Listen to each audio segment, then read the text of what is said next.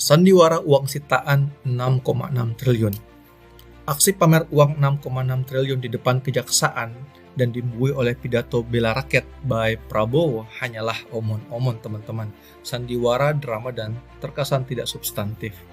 Ternyata asal-usul uang 6,6 triliun bukan datang dari satu sumber, tetapi 4,2 triliun adalah hasil sitaan kerugian negara akibat korupsi impor gula dan fasilitas CPO. Sisanya minoritas 2,3 triliun berasal dari penyerahan 20 perusahaan sawit dan satu perusahaan tambang pelanggar lingkungan hidup.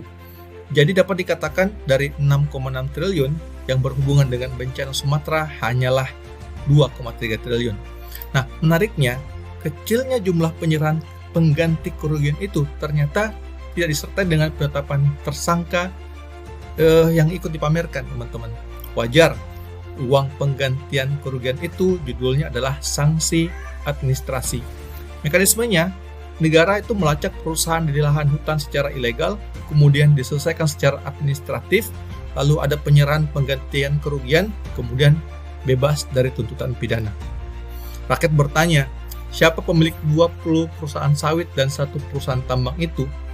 Jawabannya tetap rahasia, teman-teman. Hanya pemerintah yang tahu. Dilindungi, ditutup rapat-rapat. Uang pengganti kerugian 2,3 triliun itu tentu saja tidak akan pernah sebanding dengan kerugian dan kerusakan yang telah terjadi. Ihsanuddin Nursi beberapa waktu yang lalu telah menyatakan terdapat kerusakan 1.200 km jalan nasional, 31 jembatan nasional, 108 ruas jalan daerah, 145 jembatan daerah, 127 sungai, 13 jaringan irigasi, 4 bendungan, 1 tanggul, 8 instalasi induk air bersih untuk minum, kemudian terputusnya jaringan listrik dan distribusi air bersih ke 148 wilayah, termasuk kerusakan 975 sekolah, 562 madrasah, 53 pasar, 212 pondok pesantren, 434 rumah ibadah, 290 kantor pemerintahan, kemudian 174.326 rumah warga. Sedangkan korban meninggal dunia sudah ada 1.559 orang dan dinyatakan hilang ada 129 orang. Tentu saja kerusakan ini jauh dari angka 60 triliun yang disebutkan oleh pemerintah. Lalu, pemerintah memfasilitasi, melindungi korporasi pelaku bencana dan kerusakan hanya cukup dengan membayar pengganti kerugian 2,3 triliun. Lalu siapa yang akan membayar banyaknya sisa kerugian? Jawabannya sederhana, yaitu pakai APBN, APBD, dan juga donasi rakyat Indonesia.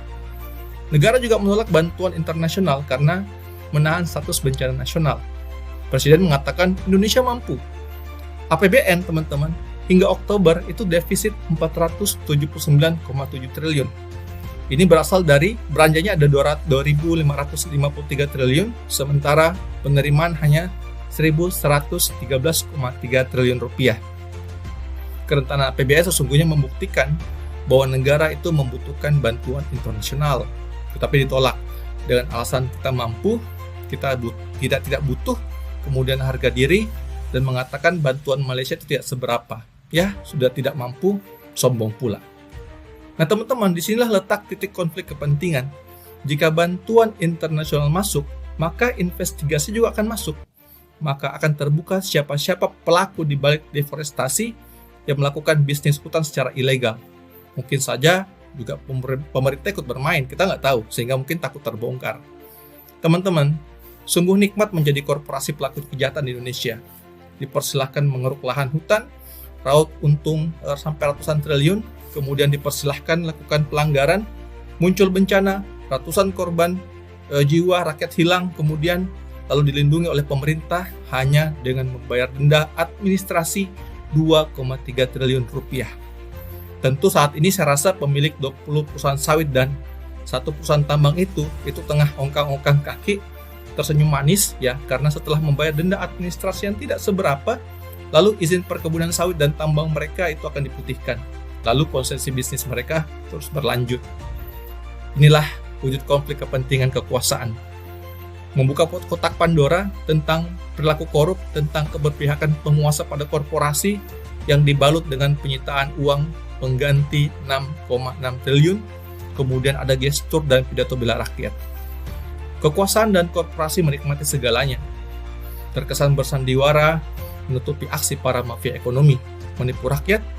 Di lapangan rakyat mati-matian berjuang sendirian, lumpuh di segala lini kehidupan, lumpuh seluruh aktivitas ekonomi daerah, terjadi pemiskinan massal, seperti kata Pak Ihsanuddin Nursi. Di Aceh kemudian berkali-kali mengangkat bendera putih. Gubernur Mualim juga memutuskan perpanjangan tanggap darurat 14 hari hingga tanggal 8 Januari.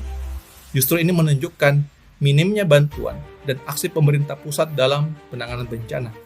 Bayangkan dari tanggal 26 November sampai saat ini, penanganan bencana masih di level tanggap darurat, yang tentu nggak jelas sampai kapan akan tuntas. Bagaimana dengan proses pemulihan dan rekonstruksi? Saya rasa akan jauh panggang daripada api. Sudahlah Pak Presiden, hentikan sendiwara konyol dan oman-oman bela rakyat. Rakyat makin muak, makin terlihat keberpihakan penguasa itu pada oligarki korporasi jahat. Penderitaan rakyat bukan barang candaan, teman-teman. Untuk kalian para penguasa, berhentilah menipu rakyat. Tampak jelas negara bertekuk lutut di hadapan korporasi. Bahkan Presiden terkesan ikut melindungi dan membela korporasi.